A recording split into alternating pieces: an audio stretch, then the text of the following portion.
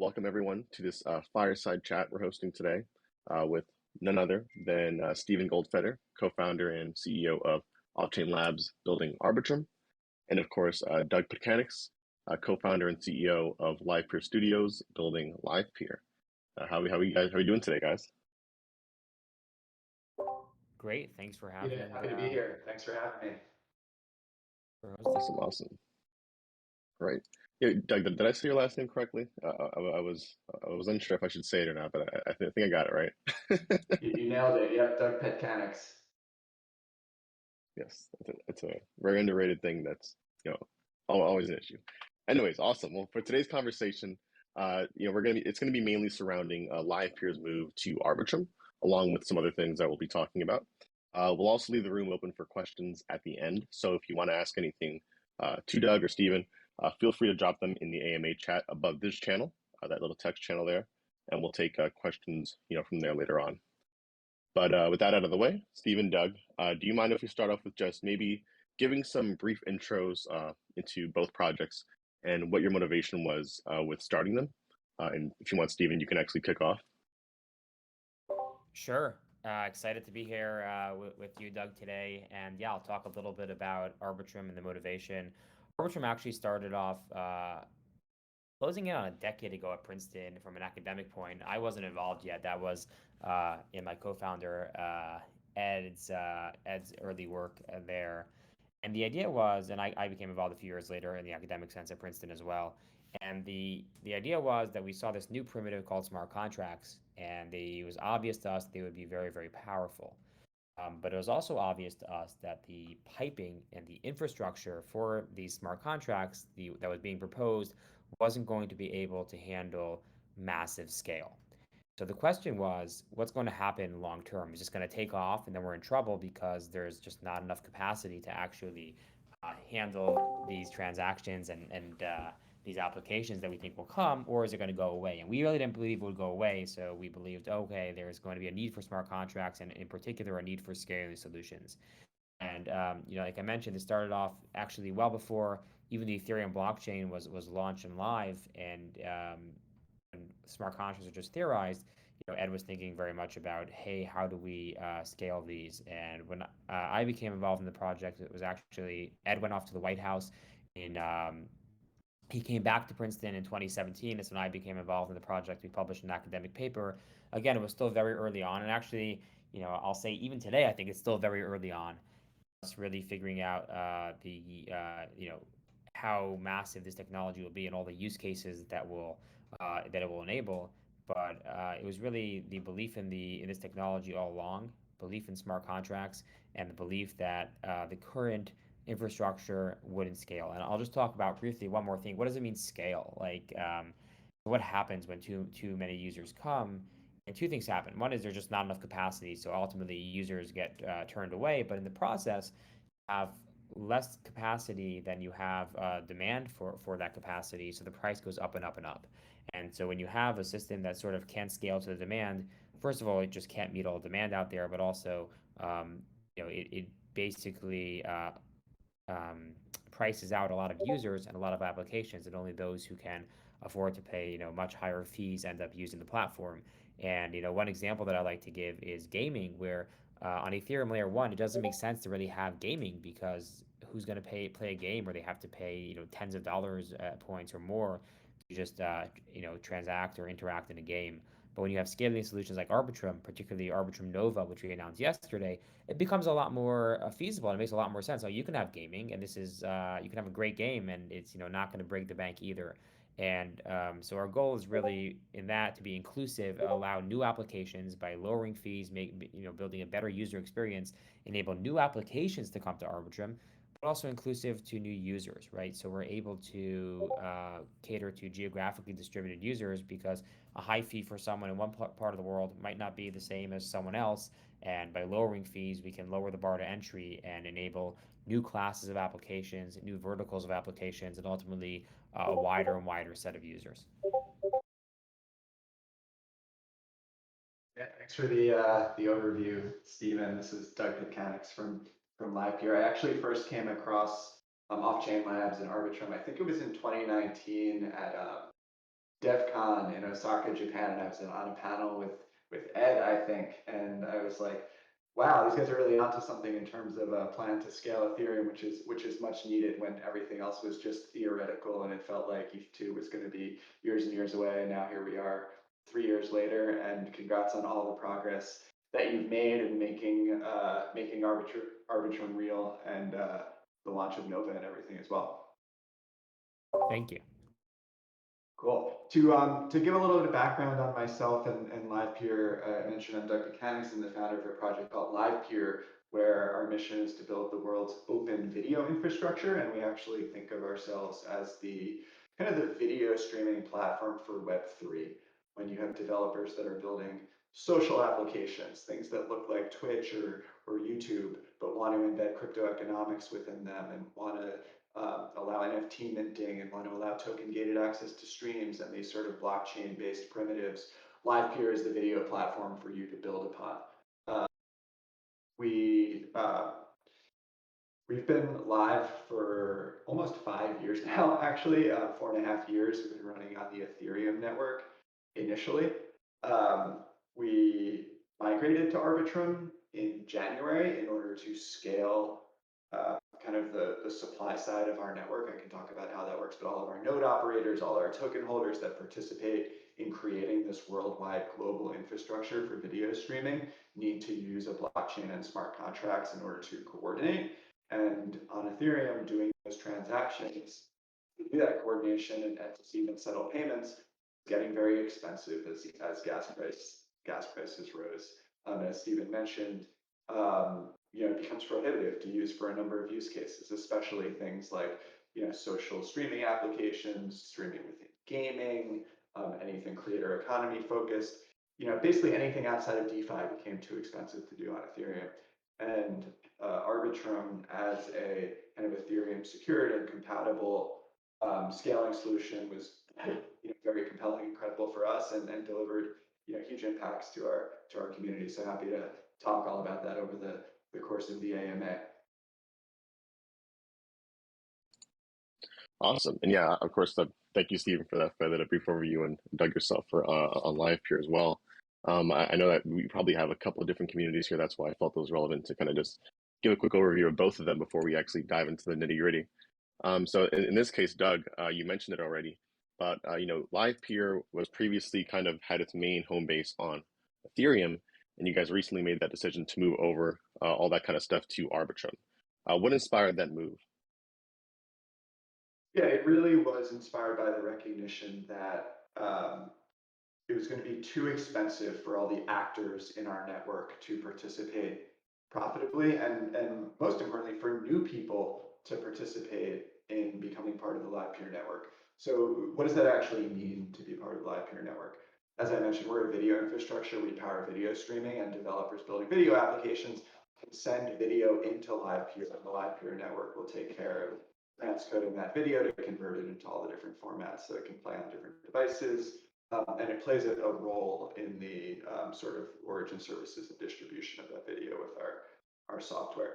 And so who are the actors that play a role in this network? The first actors are node operators. We call them orchestrators. What are they doing? They're running Livepeer nodes. They're contributing their compute power, typically in the form of GPUs, the types of devices you might use to mine Ethereum or other currencies. Those devices happen to have video encoding chips on them that sit there doing absolutely nothing while you're mining. And so we allow all of these GPU owners and miners to run nodes on the Livepeer network and to earn ETH for encoding video. And so the way they do that is they registered on the Ethereum blockchain. They become available in a registry. The Livepeer protocol kind of discovers them through that registry and negotiates the price for video encoding with them directly off chain, and then sends video to those nodes for encoding, along with payments, micropayments that they have to then cash in on chain when they happen to kind of win a big batch payment all at once. And we can talk about how that works as well. And so running on Ethereum, when we launched 4.5 years ago, the average gas price was 1 Gwei. It sounds almost like a joke compared to what you've seen in the last year or two, but it costs just pennies to do these interactions of registering a node or redeeming a payment, or even our token holders that don't run nodes can kind of delegate stake towards these nodes, so to stake and move stake around, cost a couple of cents, right? And then, over the past couple of years, we've seen that rise to, an average price of 20 GWay, 40 GWay. We've seen prices go as high as 100 GWay, 500 GWay during extreme events, just rendering this network, unusable. The daily cost to claim your token rewards used to cost a couple of dollars or less, a couple cents. It was starting to cost hundreds of dollars, or even, we saw people pay $1,000 to make that call in terms of gas fees. Completely unsustainable. So we knew we needed a scaling solution that helped mitigate those costs. And with the migration to Arbitrum, which was quite a bit of work, I think we were the first protocol to not just kind of deploy a new version on Arbitrum, but actually do a full stake migration across 4,000 users all at once from Ethereum to Arbitrum. We were able to mitigate those costs tremendously. I think they came down about 98%. I think the cost to do staking actions or to claim daily token rewards or to cash in payments for encoding video came down to the order of cents or single digit dollars from where they were, and that made all the difference in terms of our node operators' ability to participate. Yeah, thank you for that kind of I guess that whole kind of overview there. But I mean, and it's funny because I think it's a very similar story, I guess, that a lot of apps have been kind of experiencing. Of course, building on Ethereum, which is the whole reason why Arbitrum, we're building now. But I'm interested then, Stephen, like, what would you say? And this could be both from a technical point of view or even from like another standpoint, whether it be community or otherwise. Like, what about Arbitrum makes it the perfect environment for a decentralized live video streaming network like Livepeer? Yeah, great question. And Livepeer is a really unique and cool protocol in the sense that it's like one of the OGs. Like I remember Livepeer from people talk about cycles from like the previous the previous cycle, and it was one of to me one of the most exciting projects then. And one of the things that's so exciting about Livepeer is it really has a real world use case, and it makes use of the blockchain to really increase efficiency and lower costs in a very disruptive way. And that's why what we do. I always say our job is easy at Arbitrum. Right? We create a platform, and everyone always asks for the same things.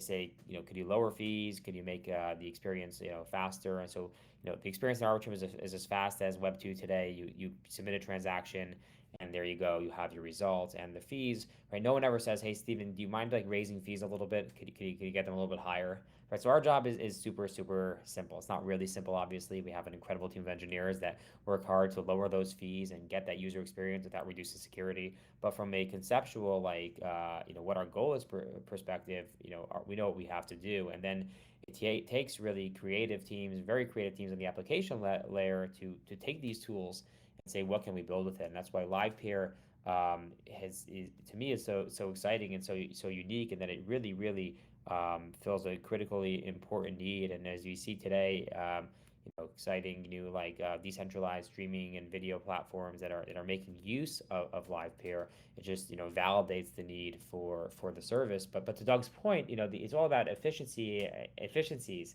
and using untapped resources. But hey, if it's going to cost you hundreds or thousands of dollars to claim your token, we've gotten rid of the efficiencies. They don't work anymore, and you end up, being priced out. And this changes over time as demand comes, price comes up, and that's why, it's super exciting to have Livepeer and Arbitrum, because I think we're long term. We're constantly saying, hey, how can we get our fees lower and increase our capacity? And it's it's doing that really enables the efficiencies, because the low fees are a critical part to it. And having the Livepeer community is one of the most established Ethereum protocols, building on Arbitrum, and to Doug's point, not doing only another deployment on Arbitrum, but actually fully living on Arbitrum, and its home base is on Arbitrum, is super exciting for us to support that, because again, it's a real world use case that's very obvious to see, and how it works and why it works and why it's so important and why it's so useful. And seeing Arbitrum enable that, where it was not longer really possible to do that in Ethereum layer 1, you have a scaling solution, that's validating for us, right? Validating for us that, hey, we're doing something really, really important. We're doing something very useful, and we're doing that cross industry. And I think Livepeer is one of the most exciting. Literally could not have worded that any better myself. Thank you, Stephen. So Doug, and then on that note, you moved over to Arbitrum. You kind of made that home since then. People have been bridging over their LPT tokens to Arbitrum as well. What has kind of spun up, like kind of from the team since your move? Like any updates, changes as the protocol itself, or anything interesting in that regard? Since we migrated over to Arbitrum, you've actually seen a lot more activity in terms of token holders' ability to be able to participate and stake token towards the high performing node operators. We've seen new node operators who are able to join because where it used to cost hundreds or thousands of dollars to do those initial transactions and acquire and put down enough stake and approve the tokens and everything. Now it becomes totally accessible, and they can begin competing to earn the fees on the network, every single day. So it's been a big unlock. We've done a lot of the focus since we did this migration hasn't been so much on the protocol itself, which has stabilized a bit and over the years, but on the actual demand side. So actually getting users to build on top of Livepeer and use the network. Would it be interesting to maybe show some of the applications that are built on Livepeer so people can kind of see and understand what it powers? Awesome. And I guess, I mean, I'm sorry, go for it. Are you still speaking? No, that would be a good thing Okay. to show some of the applications. Okay, yeah. Okay, yeah. I was gonna say no, because I mean I think that's, I mean, like the most obvious result to have happen, right?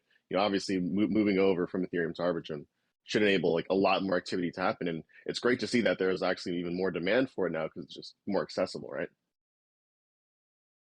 Yeah, definitely. So why don't I show you guys? I can screen share here and just show everyone a little bit about what's built on Livepeer so they get a taste of the types of applications that are. Yeah, let's do it. You should be able to access the screen share now, I think, if you have that option. Yeah, I think.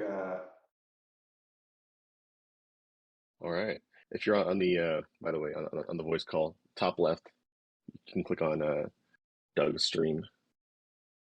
Yeah, are you guys just seeing a black screen here, or are you actually seeing a web browser window?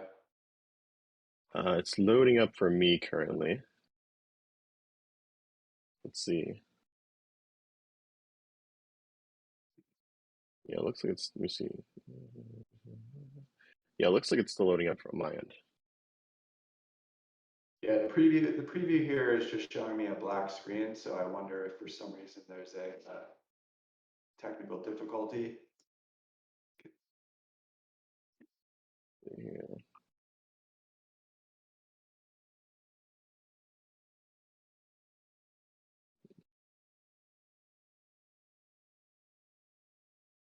Yeah, can we try resharing it?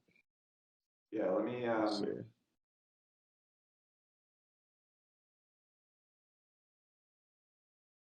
see.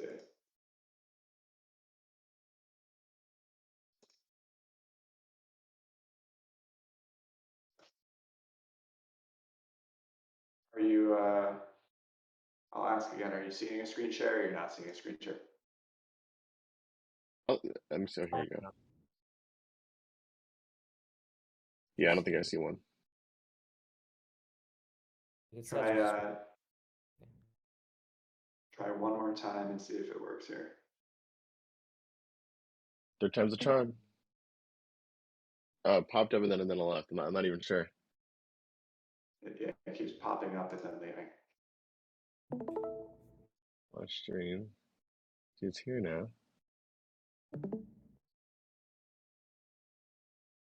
Yeah, it says here the stream reviewing has reduced video or audio quality, maybe due to network conditions. Clearly, they're not running this on the Arbitrum network.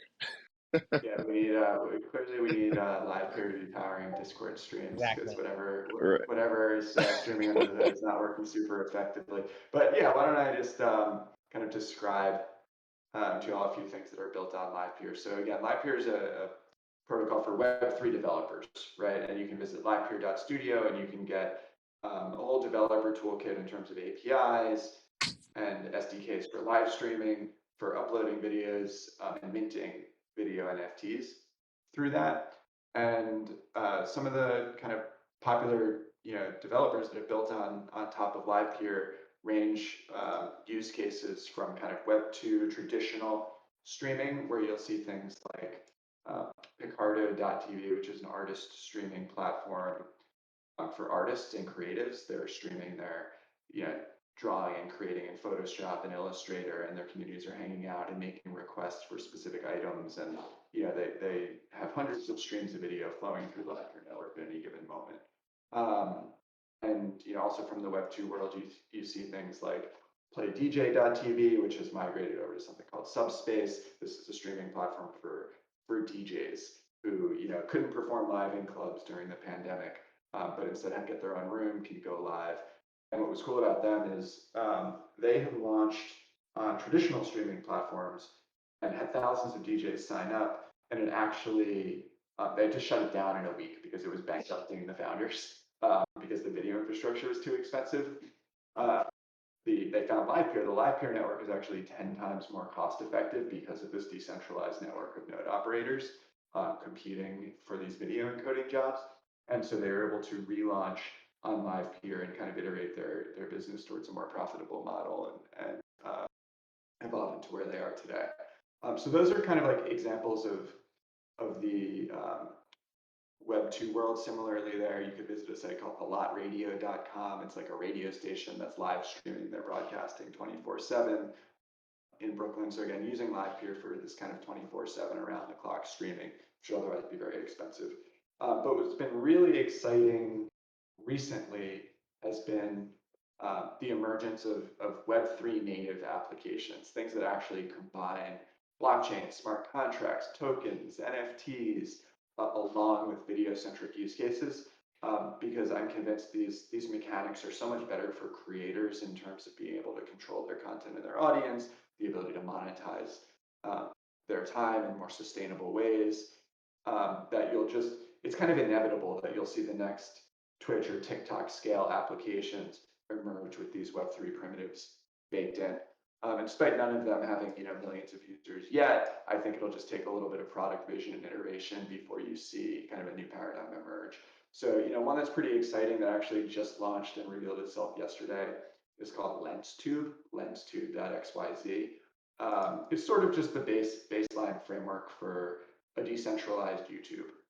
And I think they'll have to iterate. I think that there needs to be more to it than that to actually build a network effect. But you can see building on Livepeer, building on protocols like Lens protocol, which is a social protocol, you begin to unlock kind of new primitives around NFTs, user-owned data, etc.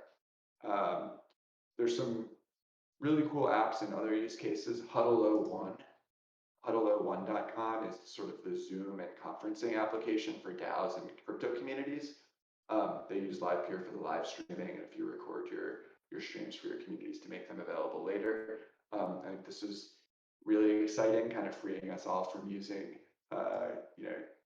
Google and Zoom-based login and identities for all the communication around DAOs and decentralized tech communities, which actually need new sorts of login systems, IDs, token gated access, these sorts of things.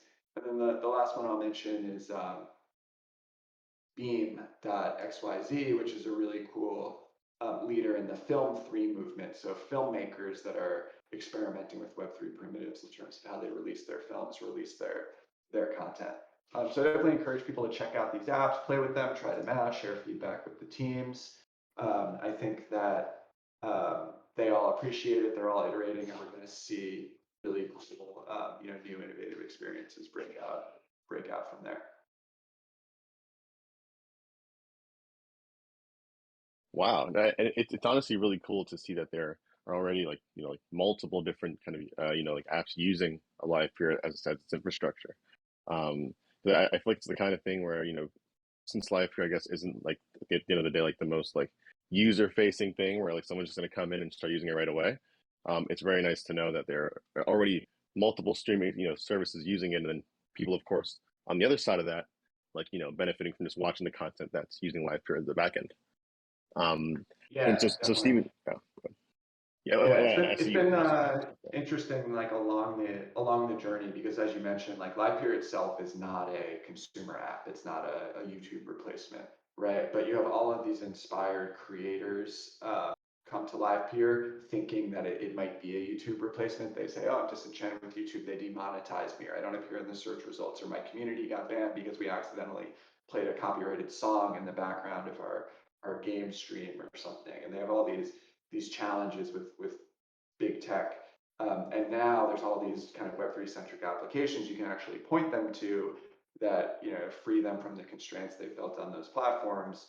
And under the hood, they can exist because of these open, decentralized infrastructures like Livepeer and other infrastructure protocols too, like the Graph and Arweave and IPFS and projects like these.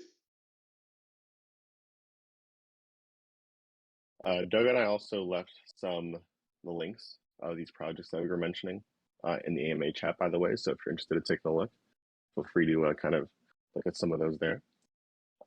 It's Stephen. I mean, so like in your case, like what would you kind of like, what kind of product, I guess, would you like to see built on top of Arbitrum while integrating Livepeer?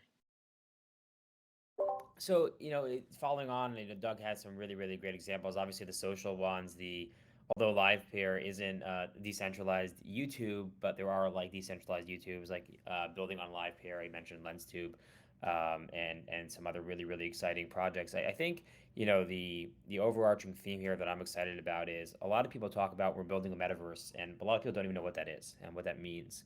And to some people, it just means transacting on a blockchain. To other people, it means um, a particular project, supporting a project that they like, either a gaming project or an NFT project or even a DeFi project. But really, if we're actually going to build a metaverse, it's going to require video streaming and interacting via, with video streaming in the sort of virtual world. And I think Livepeer is really really powering that. And much to the way that I said before about, hey, Arbitrum is this platform, and we just put out these tools. In a sense, like Livepeer is a platform built on Arbitrum doing the exact same thing, giving creators these tools to do incredible things. It's critical infrastructure. It's not user facing, but it's critical infrastructure for actually building a decentralized metaverse. Sure, you can build something that looks and feels like a metaverse without it, but actually decentralizing the video streaming is a really really important piece, and that's what gets me really really excited, is actually giving builders these tools, and Livepeer is doing that. And I'm going to say something which is maybe counterintuitive, but it's also exciting that some of the applications we've mentioned aren't even on Arbitrum, right? There could be on other chains, right? Livepeer is Arbitrum home, but in doing so, it's actually servicing larger blockchain communities, and you can be even on a different platform and make use of Livepeer's service, which is itself homed in Arbitrum. And I think that's really exciting. Livepeer is really creating infrastructure for the metaverse. And in particular, I'm excited about Arbitrum projects. Particularly, we just announced yesterday the Arbitrum Nova chain, which is a chain that's focused on gaming and focused on social. And I have absolutely no doubt that we'll see some extremely novel applications of Livepeer's technology built on Arbitrum Nova, and I can't wait to see what those are. And it's really, again, it's about the tools. Our team is putting together a toolbox for builders. Livepeer is adding tools to that toolbox, and together, the next layer on top is going to build really, really, really cool things. And hey, they might not even users might not even realize they're using Livepeer, and that's a good thing because the decentralized infrastructure is there, and Livepeer is there in the background powering that in a very, very strong way. And to me, it's just super exciting. And I'm not going to guess what the applications will be. I've tried that before, and there are just too many people that are much smarter than me that have really, really creative applications. But I'm going to watch, very, very excited, particularly with the launch of Arbitrum Nova, and I'm sure we'll see some really, really new and exciting Livepeer integrations. Yeah, you mentioned a couple of interesting things in there, Stephen, I want to follow up on. One is, all of the supply side of Livepeer, node operators, our token holders that stake and participate in the protocol. They're all very Arbitrum aware, right? Arbitrum is the that's their home network where they live, and connect their MetaMask account, and have a wallet on their node that's interacting with the Arbitrum chain and everything. But as you mentioned, the users, the developers, they can be abstracted from that. No video ever touches the blockchain necessarily. That's all coordinated through the peer-to-peer network. So they get the benefit of this huge network of kind of worldwide video infrastructure coordinated by Arbitrum, which is critical. But the end consumer, the million users that are going to use LensTube or Stream ETH or Beam, don't need to know anything about a blockchain, and that's critical. The second thing that you touched on, which I'm interested to dig into a little bit, is so Arbitrum Nova being focused on gaming. I think gaming is a really interesting use case for a couple of reasons. One is it's clearly the vertical that has most crossed over to the mainstream from blockchain-based use cases outside of just finance and store value. It's where you actually see mechanics being built into games that millions of users are playing. And I think streaming plays a critical role in gaming because gaming is part performance, it's part entertainment. People love to watch and engage with the top gamers. There's tournaments, there's competitions, and it's all accessed via streaming and video outside the context of the game itself. So for anyone listening to this call right now, if you're building something on Nova, you're interested in a game, a use case we'd love to explore is enabling kind of an in-game native streaming capability for you. So imagine you're building a game on Nova and you want a button right there in your game that says go live. And then that gamer now has a stream that's available that can be distributed on the popular channels. You could stream through Twitch or YouTube if you want, but also can be accessible right there in the game itself or on the game's website for its fans. And I think that's a really interesting area for fan engagement. We'd love to collaborate with the Arbitrum team, with anyone building, to make sure that we're doing the first iterations of these product hooks in a way that work for you. And Arbitrum Nova could be a good platform to kind of be the center of that collaboration. Absolutely, yeah, I would love to do that, and I think we're going to see really, really amazing applications using Arbitrum Nova and Livepeer. So on the note of, the whole kind of like the cross-chain thesis, including now that there are multiple different Arbitrum chains, can you maybe go a little more detail, Doug, kind of how it would work technically, kind of using Livepeer on another chain, and if we kind of already touched on that, and maybe even more so, what the challenges may be, for using Arbitrum relative to Ethereum, and maybe how we as the Arbitrum community can meet those challenges. Yeah, good question. So it's worth noting that the majority of use for Livepeer right now comes through hosted gateways that are connected to the Arbitrum chain, right? So someone will spin up a gateway. The most popular one is at livepeer.studio.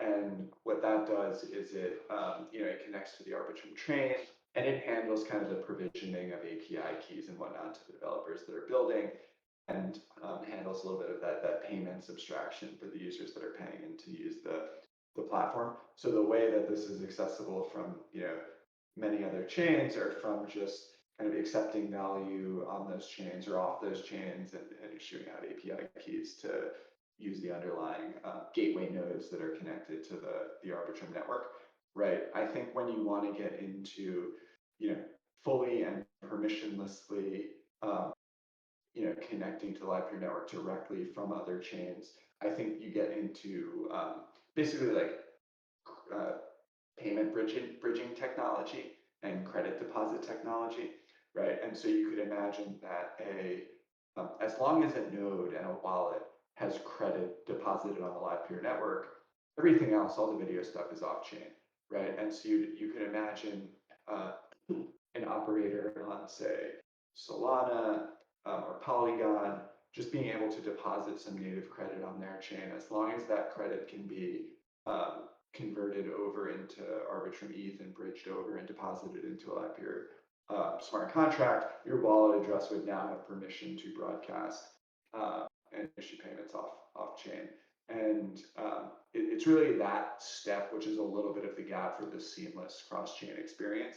And in the meantime, these kind of payment abstraction layers and hosted gateways come in handy. But I think, when you look at solutions like Bundler, if you've seen that sort of application for the Arbitrum network or for Arweave network, I think similar type solutions for all of these infrastructure protocols could go a long way. And I think there's opportunity to create this.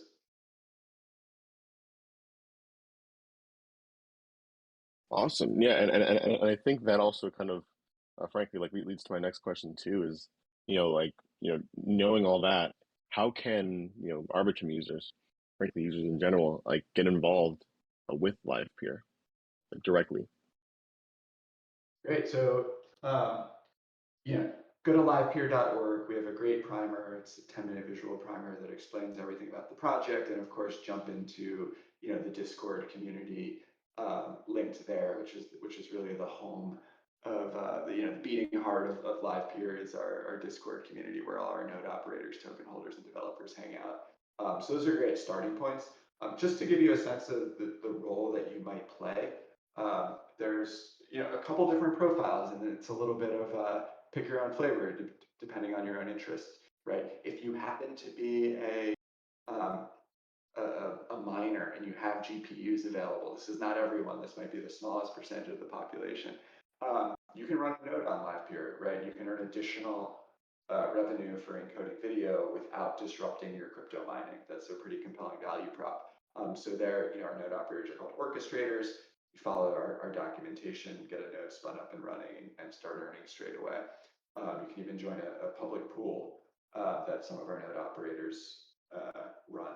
There's one called Live Pool. There's a Titan node pool to make it even easier. So that's one way. One of the lighter ways that might be more popular here is just as a token holder. So if you get the Livepeer token via DeFi like on Uniswap or CeFi like through Coinbase or Binance, then you can stake that token towards a node operator. You're essentially QAing the network, routing work towards them, and they will share their rewards and fees back to you, and you'll earn a yield on your token in exchange for doing that QA. That's another crypto economic way to get involved. And then of course there's the sort of user side where I think there's two interesting ways. One, if you're a developer and you have a vision for a Web3 centric app that uses video, check out livepeer.studio, and all the information there is to get started building whatever you want on Livepeer permissionlessly. And finally, if you consider yourself a creator, like a content creator, someone in the creator economy, a streamer, etc., that's where I invite you to join our Discord and connect with a lot of these developers that are building applications, because oftentimes they want to partner with creators to help populate great content, feature your content, put you at the center of their launch or their PR and marketing. And really, when I think about the future of video, future of creator economy, I think a combination of creators, developers, and these underlying protocols and networks that need to work together to come together to build innovative new experiences. So there's a space for creators to get involved in that as well. Wow, very, very well kind of, put out there. I feel like usually the obvious thing is just to join the Discord and, contribute. But I like how you have it sectioned off for specific people because, tailoring it is obviously a lot better at the end of the day for a specific, niche, of course. I'm long-winded, so I could talk about those 4 categories forever. Feel free to interrupt me.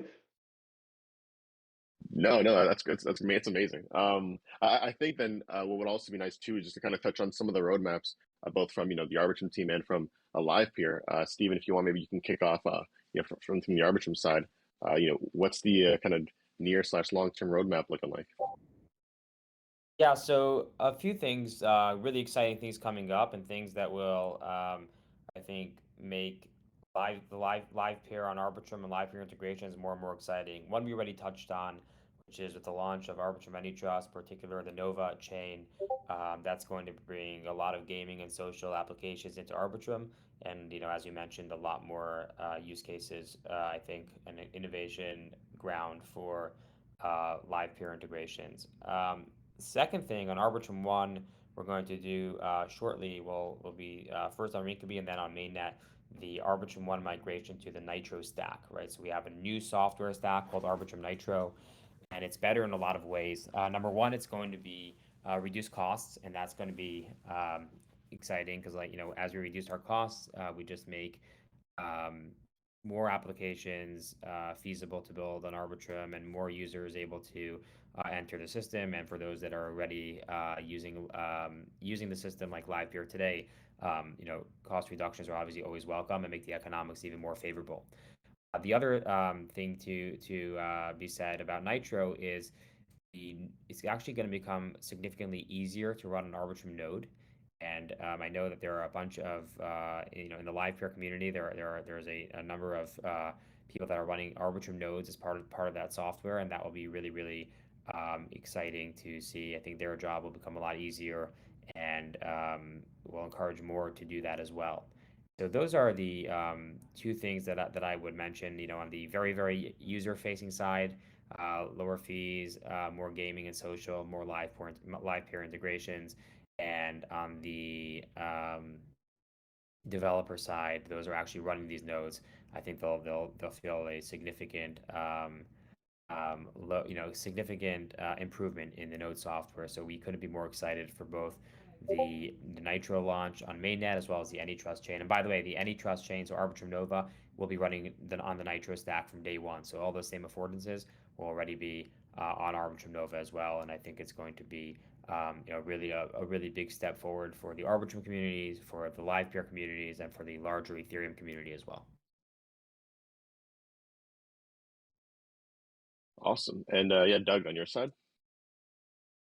Sure. Yeah. So I think the kind of core table stakes for a video platform is that you have like reliable and cost-effective and performant live streaming, video uploading and storage, and then in the Web3 world, kind of the minting capability. I also think is a table stake. So think of those as like the three primitives. And then our roadmap, we're really in this kind of fast, iterative, experimental phase where we are working with teams that have a vision for building some sort of innovative Web3 native video application to help them run quick experiments around features like token gating. So when you have a community or a DAO and you're doing your live streaming content or community calls, or you're releasing a video that you only want your NFT holders or your token holders to be able to access, how do you kind of integrate with the blockchain to make sure that video is only accessible to those token holders or Discord members, for example. So building in those sorts of features. Experimenting a lot with things like provenance. So how do you create a live stream channel that's associated with your Ethereum address or your ENS name? And then how do you have on-chain permissioning and control of who can stream into that channel, and potentially who can access that channel?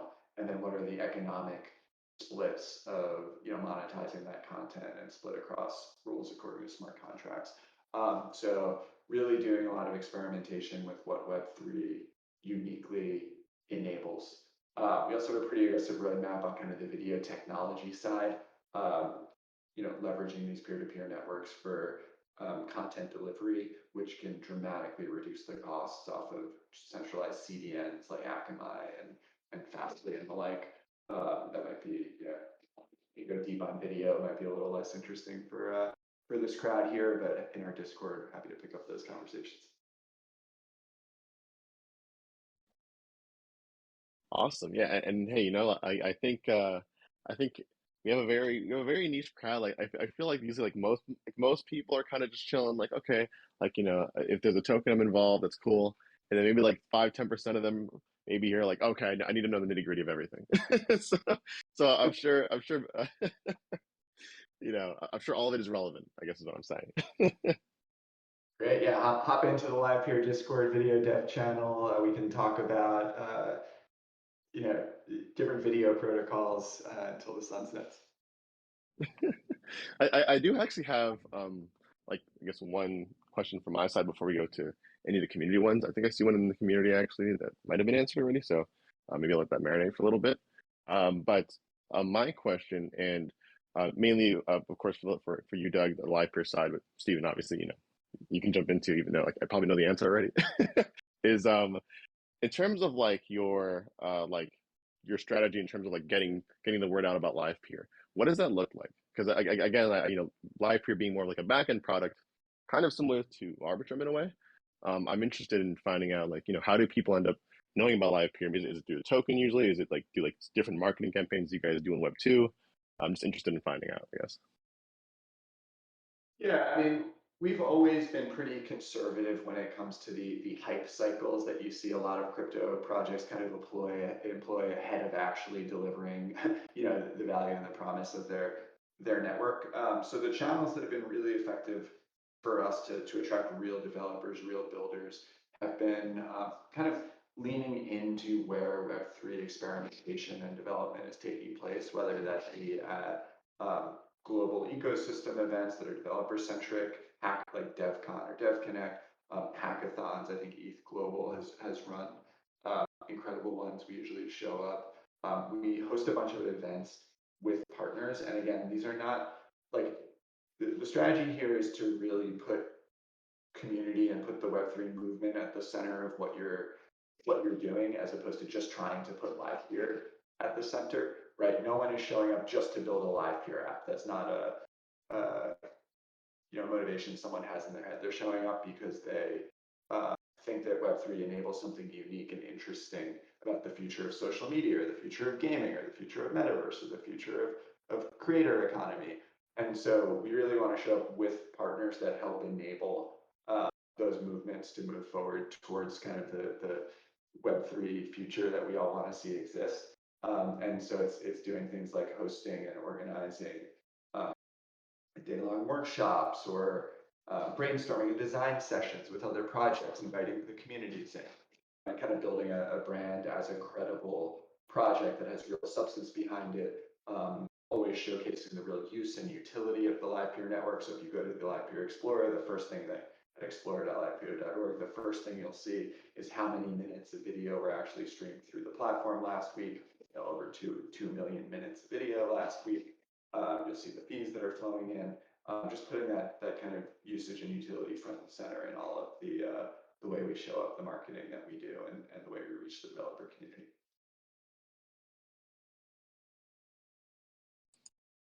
Awesome. Yes. Thank you for that. Yeah. I mean, I always found that very interesting. So that's actually, that makes sense. I mean, really just targeting the people that know they want to do something, within that kind of, like live stream, like video kind of centric space, and making sure that, when they go doing that searching, Livepeer is what they find. That makes total sense. Yeah. I think the opportunity there is, as we mentioned before, we've been live almost 5 years, and you go back 3-4 years ago, there was actually no, or I'll say very few developers building like social apps, metaverse apps, gaming apps that had the potential to cross over to millions of users. Like everyone was building infrastructure and DeFi primitives, right? And so we kind of, we were very practical. Our network was 10 times cheaper than the centralized cloud platforms. We started building a lot of product for the Web 2 world. And that was good. We got a lot of usage as a result, right? People responded to that, price difference and built on Livepeer that, pushed a lot of fees through the network and helped us improve the product. But it's still a very crowded space, right? And so if you Google video platform, Livepeer is competing with 100 other video platforms out there, including some, big companies with great products, right? But what's interesting now that the Web3 world has really emerged and people are building these in the Web3 space, Livepeer really has the ability to be the leader and a differentiated solution for the Web3 world specifically because of all these chain-specific integration points and composability and crypto nativeness, that now you can be the search term that comes up when people are looking for, Web3 video or blockchain-centric video, or Livepeer can just be top of mind for people building in that space, and that is a cool opportunity.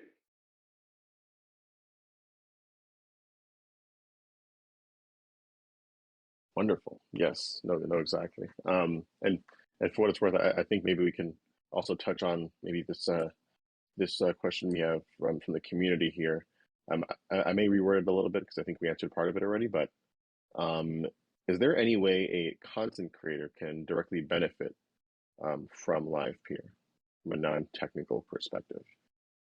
Hopefully that isn't good question. I mean, there's the sort of indirect way, which is that you can partner with and help be a creator on one of these innovative platforms that's building on top of Livepeer, and hopefully the result of that is, better kind of control and agency over your content, direct connection with your audience, ability to experiment with monetization through these innovative ways like tokens and NFTs and whatnot. So hopefully you get some benefit of that. As far as like a little bit more direct with Livepeer, as I mentioned, within our community, we're always, supporting, putting together creators with application developers that have a vision for building something. We have a grants program that will give grants to people building innovative video applications that serve the Web3 community and Livepeer community.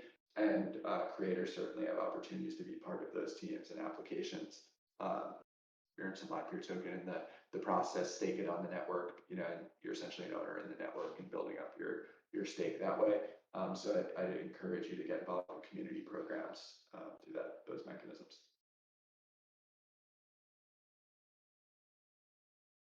Great, Silver. I hope that answers your question there in the chat. We also have a comment from Churro over here. Going to use Livepeer to build my own social media app on Nova. We look forward to it. He's going to call it Churro Eats. Okay. Perfect. That's nice to see. Yeah. Awesome. Let us Make know sure if you you need any support. We're here to help. Yes. Also, and before we do end off here, because I think we kind of cut up there with the questions in the chat. I do want to flag too that Dune just launched on Arbitrum 1, so it'd be really cool to see some dashboards with Livepeer, relating to that as well. So for anyone out there who's a Dune master, I'm sure that'd be something really cool that both Doug and us would love to see. Yeah, we have the Dune dashboards on Ethereum. I didn't know that it's live on Arbitrum now. I'm not sure if they've been upgraded. Good opportunity, potential grant opportunity if you want to work on that. There you go, bam. And we're also running our own little bounty thing for like an Arbitrum ecosystem one too. But anyways, enough shilling. All right, so before we end off, guys, are there anything else you guys want to kind of flag, just for everyone to kind of wrap up today's fireside chat? No, I mean, it was great to talk to you guys. Thanks for having me. Definitely check out livepeer.org. If you're a builder, you can check out livepeer.studio to get started. Join our Discord, follow us on Twitter for all the latest and greatest, and excited to be a deeper part of the Arbitrum community, especially as we collaborate on social and gaming apps on Nova. Likewise, really great chatting today, Doug, and I see so much opportunity for us to continue building together, and hopefully some others that are listening today. And we inspired some, but we'll continue engaging and join the Livepeer Discord as well. And let's see what you build on Arbitrum Nova or Arbitrum One integrating Livepeer, and please let us know in the Discord chat. Great. Yeah. Thank you guys for coming on today. The recording of this will be available a little later on in the week for those who joined late. Steve and Doug, you guys have a good day. Bye-bye. You too. Thanks.